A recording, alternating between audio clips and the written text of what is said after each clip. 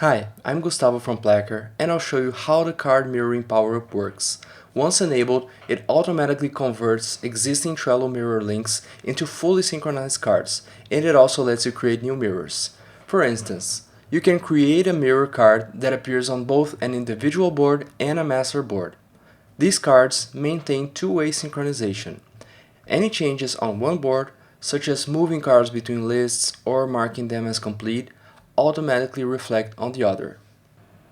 Advanced users can set up automation rules to generate mirrored cards automatically.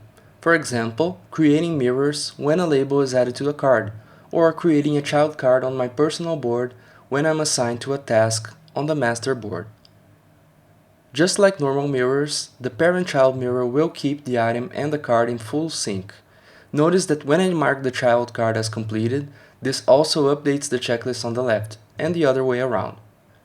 To create automations, click the icon, then select Manage Mirror Rules. This is where you can create conditions that trigger mirroring actions, saving a lot of time by automating the process of creating mirrors while ensuring everyone is aligned.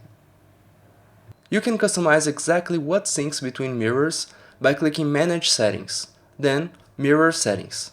Here, you can select which attributes should stay in sync, like labels, and which should remain specific to each card, like comments or descriptions. As you can see, the Card Mirror Power-Up transforms your Trello boards into a powerful cross-board management tool. If you need any help or if you have any questions, just click Get Help to access our articles or use the chat button in the lower right corner to start a conversation. Thanks for watching.